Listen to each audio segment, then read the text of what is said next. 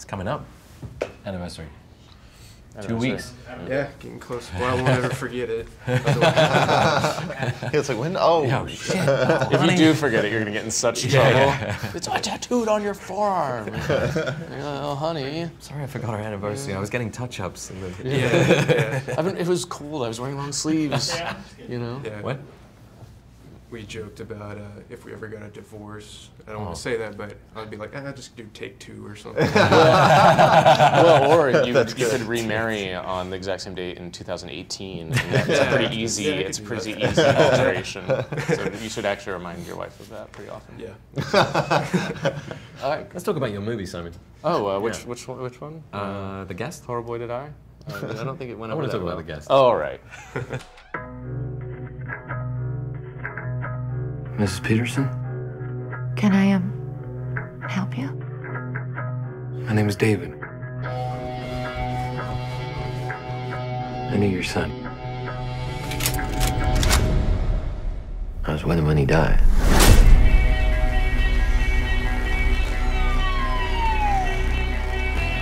One of the things he asked was for me to check on y'all. You and your whole family here. I said I'd do that, and so here I am. Would you like to come inside? Thank you, ma'am.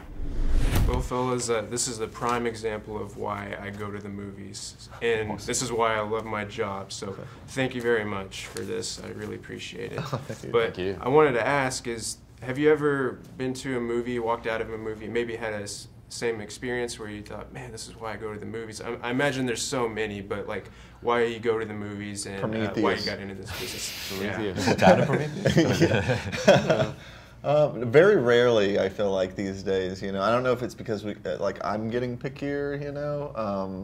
And I can't remember the last I remember really just watching Inception, that I was like, if you have $250 million to make a movie, this is exactly how you should do it.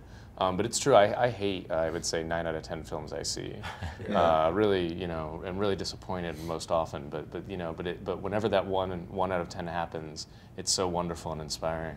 But there hasn't been a whole lot this year. No, not this year. But for me, it was like There'll Be Blood, I think, was the last one that I walked out of, and I was like, oh, this is clearly a classic, And I knew I was going to watch it a million times afterwards.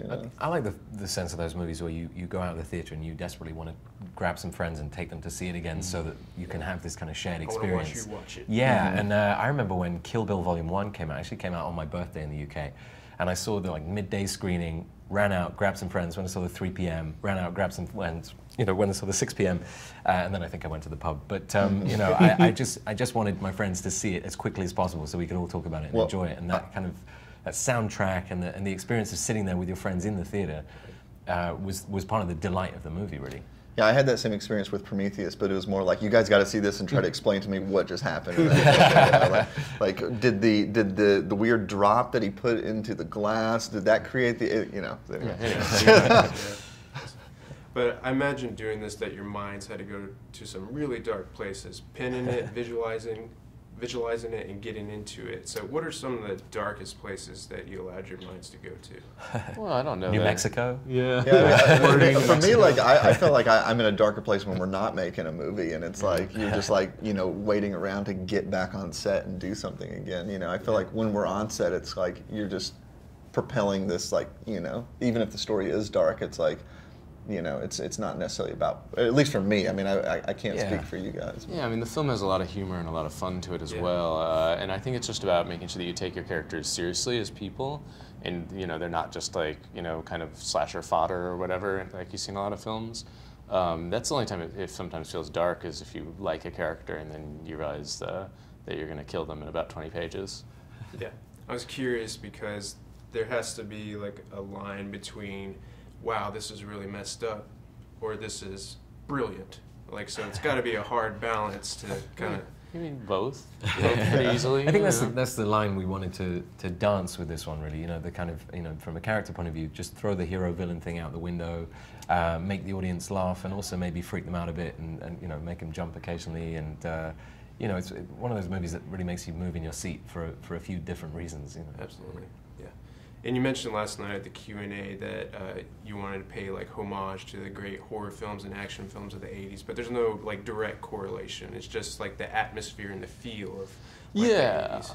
I mean, I think if you directly reference a film, you know, kind of too much, that's kind of lazy filmmaking. You're just being imitative. I think for us, it was more about trying to create like, you know, a new modern movie that's captured that feel, you know, the feeling of enjoyment that those films gave us, you know, the three of us growing up. Yeah, I think if you make too many specific references, then you can alienate some of your audience. But actually, we're just kind of steeped in those movies anyway. And you know, even in England, growing up, I was very exposed to a lot of the same kind of movies that Adam and Simon were over here. And so it's really kind of processing of that, and yeah, the kind of communication of the enjoyment of, you know, the feel of watching those movies, which I guess, you know, we had a kid in the audience last night who was, how old was he, 11 or something? You know, he clearly was not alive in the 80s or 90s, but he got it, and you know, he was thrilled. He also seems like he might have seen more films than the three of us. Yeah, I think that's probably true. But yeah, in terms of homage, you know, it's a fine line between, you know, like a couple cool references in Scary Movie 5. Yeah. You know, where it's all just references. Yeah, so it's about avoiding parody, really. You know, like, you know, it was about finding kind of the essence of, you know,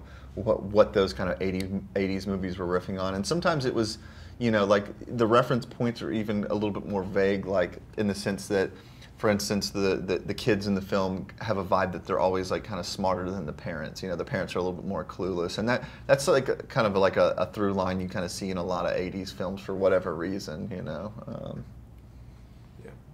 Well, we're out of time. I really could have sat here and talked with y'all all day. Oh, it's okay. Love this movie so much. Oh, thanks. Thank you. Thank Well, you. Cool. Happy anniversary in a couple of weeks.